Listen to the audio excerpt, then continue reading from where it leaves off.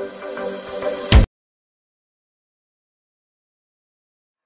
Students, आपका बहुत बहुत स्वागत है इस चैनल पे। मैं आशा करती हूँ कि आप लोग बहुत अच्छे होंगे और अब आप लोग अपनी पढ़ाई अच्छे से पूरी कर रहे होंगे। हाँ तो स्टूडेंट्स, आज हम लोग पढ़ेंगे साइंस। हम लोग पढ़ेंगे कि विज्ञान किसे कहते हैं, फिर हम लोग इसे बेसिक से समझेंगे और फिर हम लोग चैप्टर्स पे आएंगे। ठीक है, तो आइए हम लोग समझते हैं। तो पहले हम लोग समझेंगे कि विज्ञान किसे कहते हैं और साइंस किसे कहते हैं। ठीक है, तो विज्ञान मनुष्य के अवलोकन एवं अनुभव से प्राप्त ज्ञान को ही विज्ञान कहते हैं। जैसे में देखिए, साइंस को जो है 3 भागों में विभक्त किया गया है। जैसे में साइंस को 3 भागों में बांटा गया है। साइंस है 3 भागों में। पहला हो गया फिजिक्स, दूसरा केमिस्ट्री और तीसरा बायो। फिजिक्स का मतलब होता है भौतिकी विज्ञान, केमिस्ट्री का मतलब हो गया रसायन विज्ञान और बायोलॉजी का मतलब हो गया जीव विज्ञान।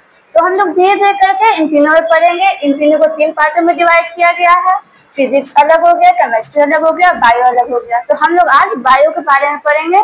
तो बायो को हम लोग पहले बेसिक से समझेंगे, उसके बाद हम लोग चैप्टर्स पे आएंगे। ठीक है, पहले समझिए जीव विज्ञान बायोलॉजी।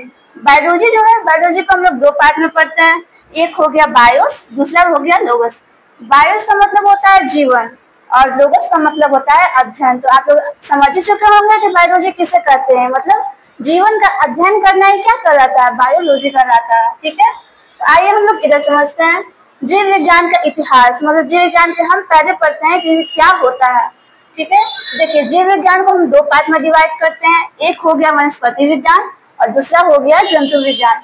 वनस्पति विज्ञान को हम लोग बोटनी कहते हैं और जंतु विज्ञान को जूलॉजी। ठीक है, तो फादर ऑफ बायोलॉजी, ये तो हर बार पूछता है, ये तो बहुत ही आसान है, आप लोग को तो आता ही होगा कि फादर ऑफ बायोलॉजी कौन है। तो फादर ऑफ बायोलॉजी किसे कहते हैं, एरिस्टोटल। इनको इंग्लिश में एरिस्टोटल बोला जाता है, बाकी हिंदी में तो सब लोग आप जानते ही होंगे कि हिंदी में अरस्तु के नाम से इन्हें जाना जाता है। और दूसरा हो गया फादर ऑफ बोटनी। तो आप लोग बताइए कि फादर ऑफ बोटनी किसे कहते हैं। देखिए यहाँ साफ है, फादर ऑफ बायोलॉजी किसे कहते हैं, थियोफ्रेस्टस। इनका हिंदी में भी वही बोला जाता है, थियोफ्रेस्टस ही। और तीसरा हो गया फादर ऑफ जूलॉजी। हाँ, तो जूलॉजी, इनके पिता कौन है, जंतु विज्ञान के पिता कौन है, इनका भी है अरस्तु, एरिस्टोटल। हाँ, तो आप लोग इतना समझिए कि वनस्पति विज्ञान के अंतर्गत हम लोग पेड़ पौधे के बारे में अध्ययन करेंगे।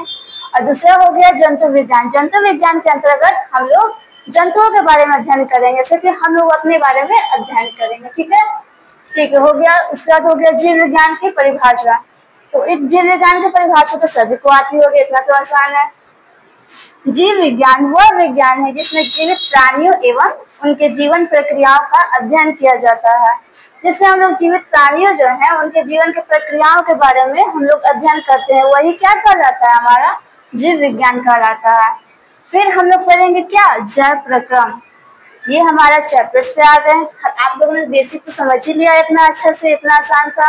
अब हम लोग चैप्टर्स पे आएंगे जैव प्रक्रम। तो जैव प्रक्रम किसे कहते हैं, वे सभी क्रियाएं जिनसे जीवों का अनुरक्षण यानी मेंटेनेंस होता है, उसे क्या कहते हैं, जैव प्रक्रम कहलाते हैं। आप लोग समझ गए, वे सभी क्रियाएं जिनसे जीवों का मेंटेनेंस होता है वही हमारा क्या कहलाता है, जैव प्रक्रम कहलाता है। और जैव प्रक्रम को हम लोग 4 पार्ट में डिवाइड करते हैं। ठीक है, जैव प्रक्रम पहला हो गया पोषण, दूसरा श्वसन, तीसरा परिवहन और चौथा उत्सर्जन। तो हम लोग आगे चल के इन चारों के बारे में समझेंगे कि पोषण क्या होता है, श्वसन क्या होता है, परिवहन क्या होता है और उत्सर्जन क्या होता है।